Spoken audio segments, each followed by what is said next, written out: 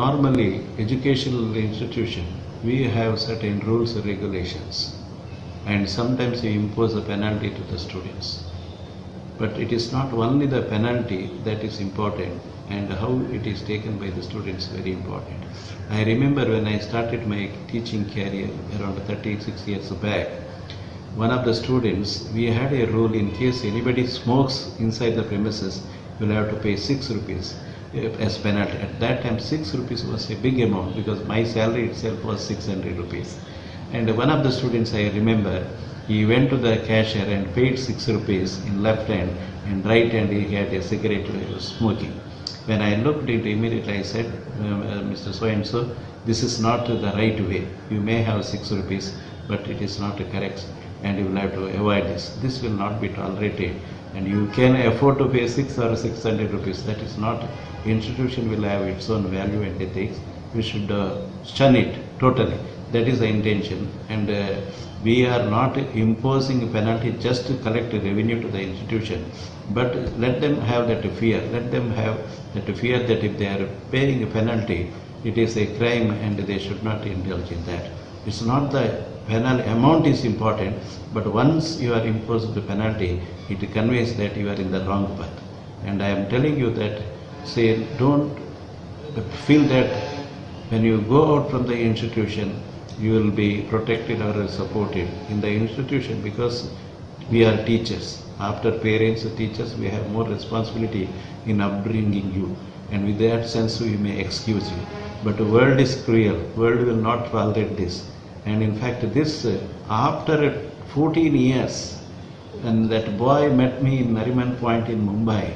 He came down and he told me that, sir, what you have pronounced those days, even today I remember, and I was rejected by 2-3 institutions, and later I realized what you said is 100% right.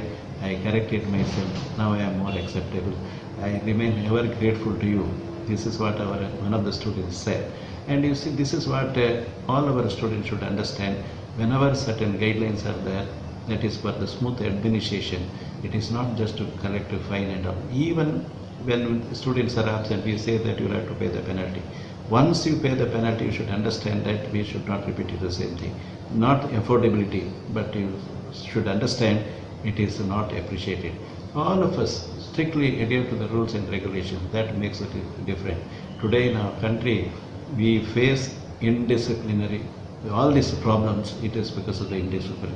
One, you should be responsible, and you be responsible, and you give respect to others, and you should be respected.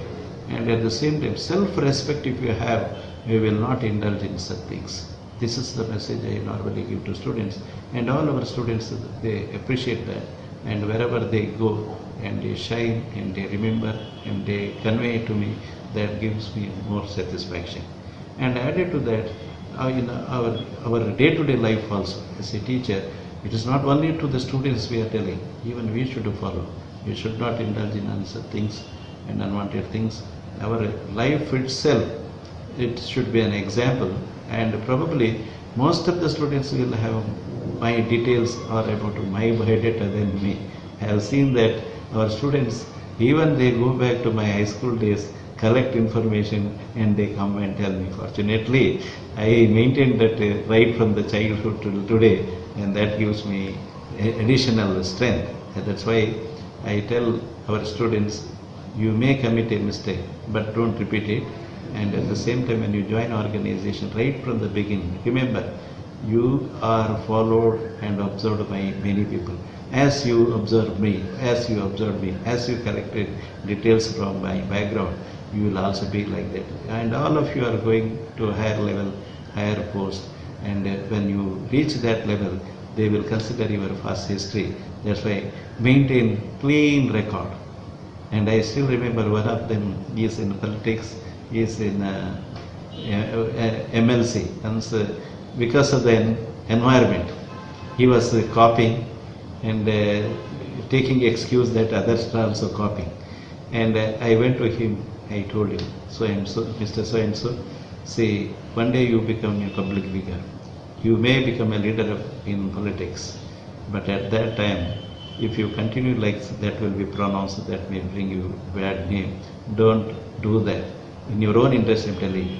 And he just rejected, then came out from the examination hall and repented. Today he became a big politician. And this he only reminded very recently when we sat in the same dais in one of the public functions. So this is how we will have to prevent unwanted things which are taking place in our system. And that we must have the moral rights, moral guts, we have to create moral fear in the minds of the students. It's not just a threat, and we should transform them. When they come to the college, they're coming with a different background, and circumstances may force them to indulge in unwanted things. Then how to prevent it? By punishing, it is not possible, but by convincing them the mistake which they have committed, and we can transform them. And another important point we should remember, a teacher should have the guts to tell what is wrong.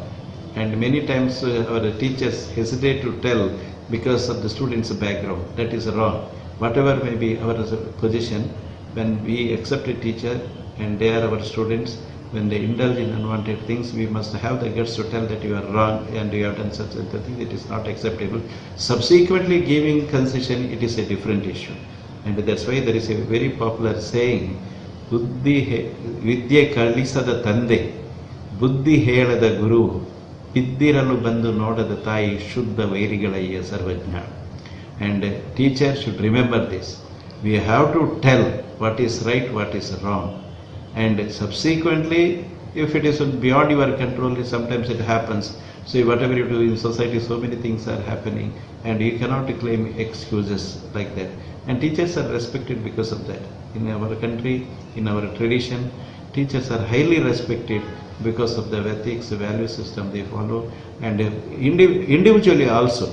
And we have seen earlier in rural area and all, the teachers considered as great people, highly knowledgeable people, and highly principled people. Nowadays, of course, here and there, we are finding some teachers who are not maintaining that standard, and they are not respected because of the entire teaching community getting the blame.